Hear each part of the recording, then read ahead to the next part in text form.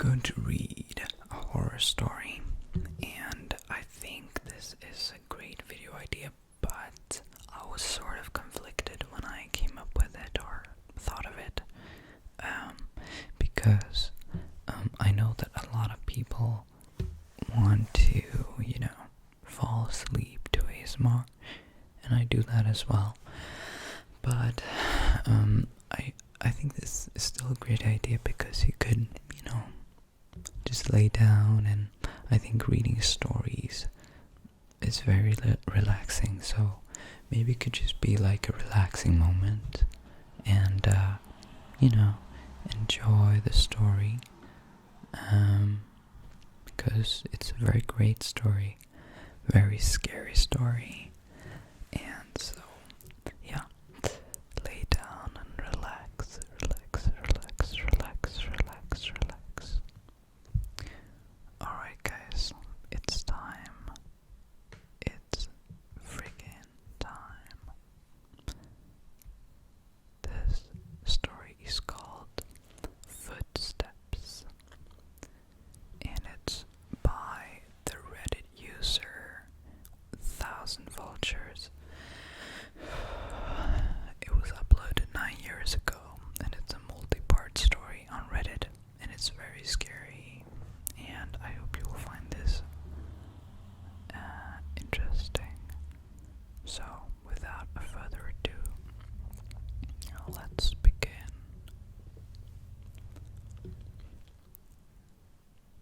This is long, so I apologize for that.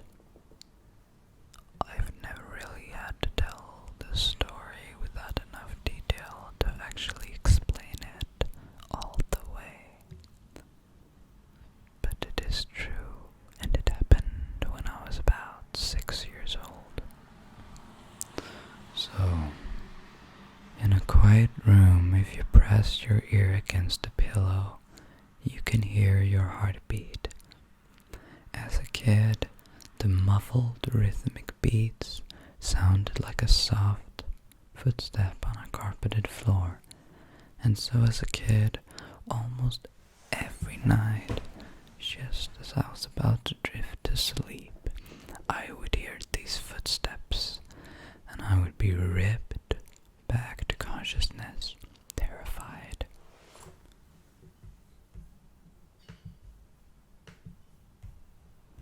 For my entire childhood, I lived with my mother in a fairly nice neighborhood that was in a transitional phase.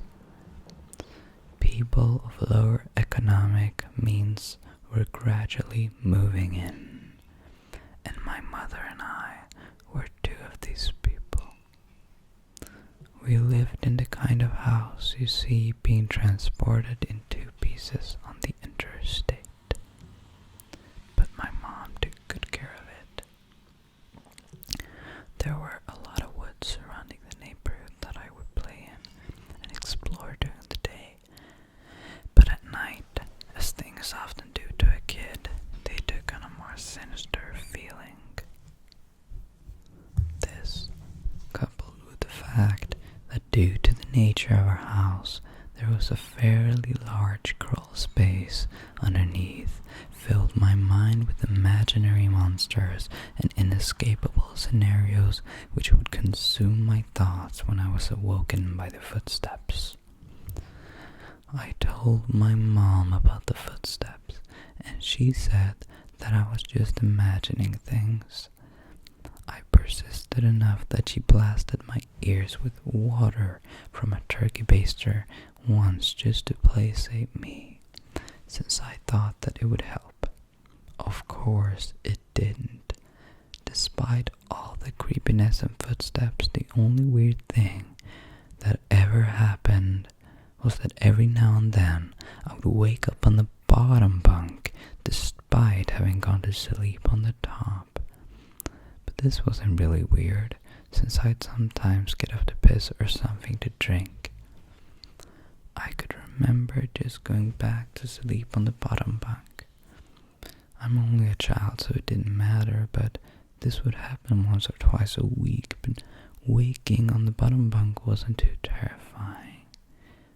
But One night I didn't wake up on the bottom bunk. I heard the footsteps, but was too far gone to be woken up by them.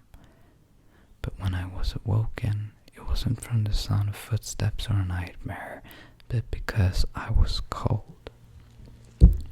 Really, really cold. When I opened my eyes, I saw stars. I was in the woods. I sat up immediately and tried to figure out what the hell was going on. I thought I was dreaming, but that didn't seem right. Though neither did me being in the woods.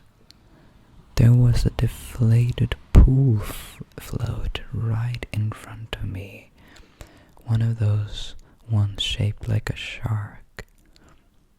This only added to the surreal feeling, but after a while, it seemed like I just wasn't going to wake up because I wasn't asleep.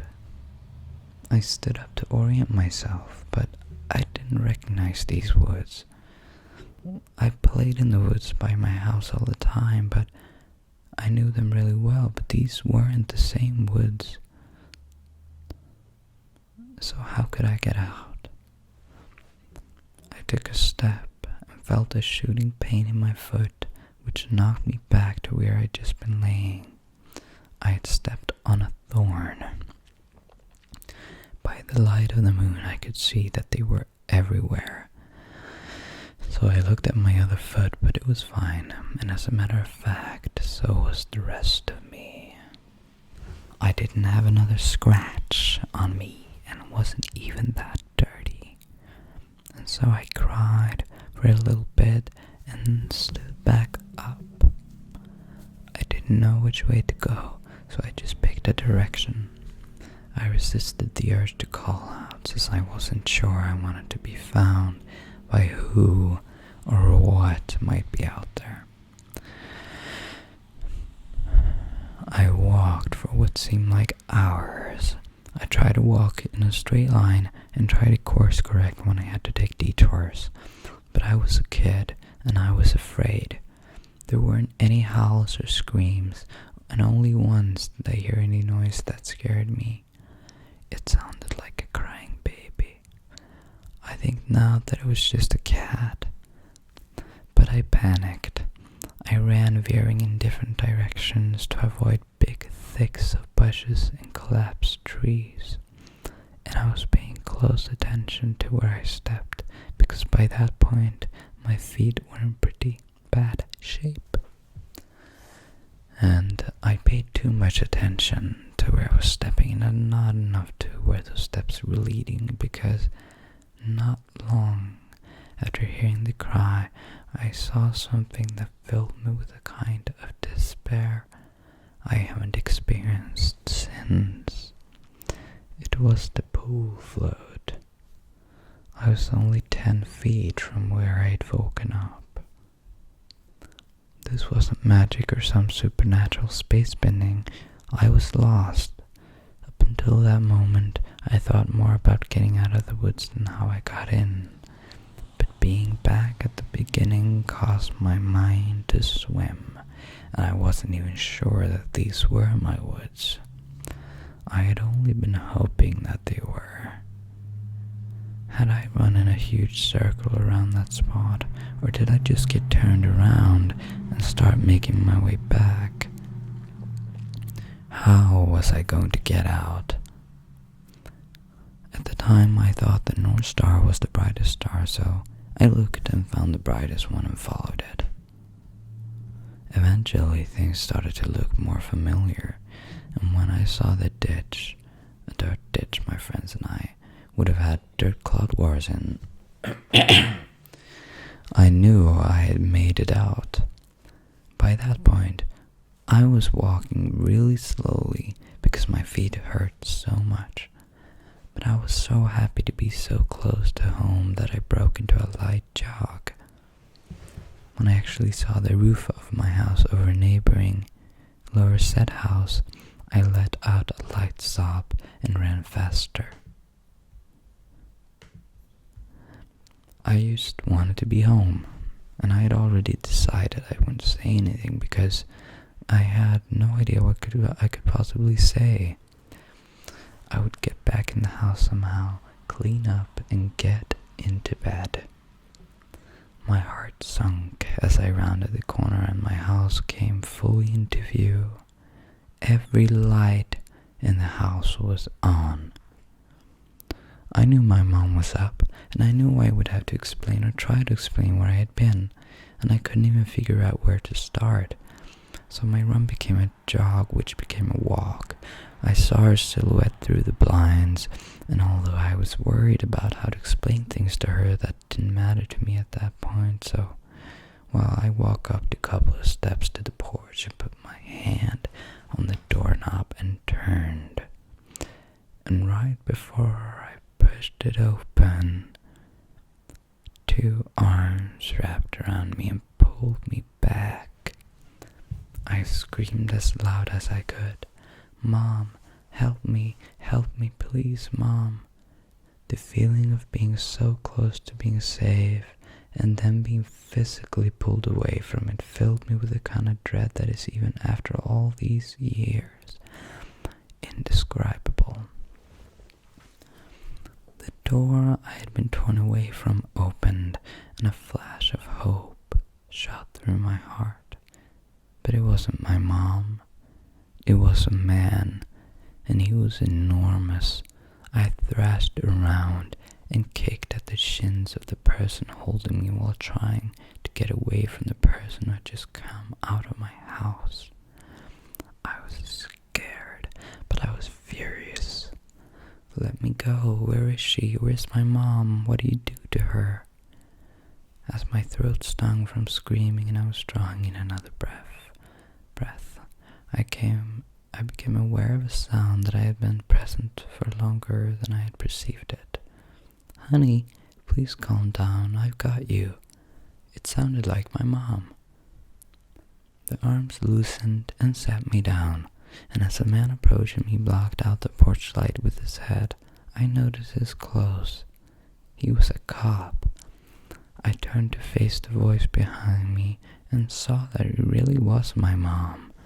Everything was okay, and I began to cry, and the three of us went inside. "I'm so glad you're home, sweetie. I was worried I'd never see you again." By that point, she was crying too.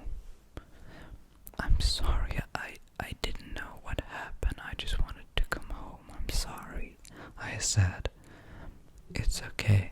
Just don't ever do that again. I'm sure me or my shins couldn't take it." A little laughter broke through my sobs, and I smiled a bit. "Well, I'm sorry for kicking you, but why'd you have to grab me like that?"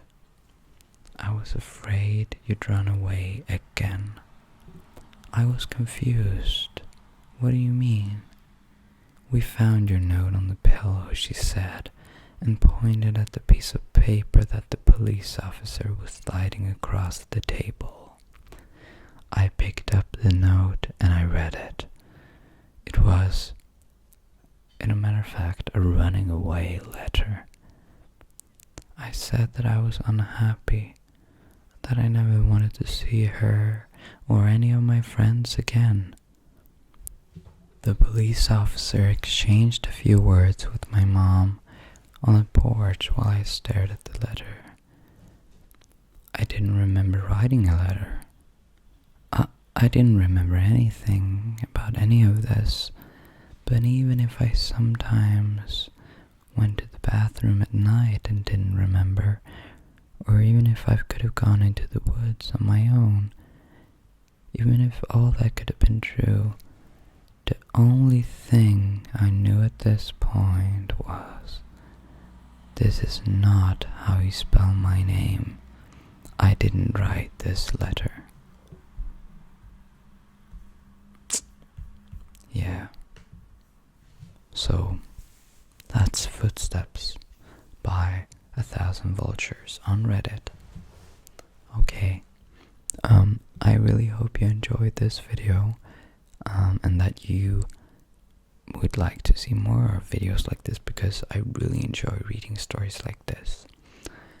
And they are scary sometimes, especially when you're laying in bed alone. I understand that. But please watch more of them and comment of what you thought about the video. I'm glad to make videos again. I have some free time now, actually. So thank you so much for watching, and sleep well, my friends.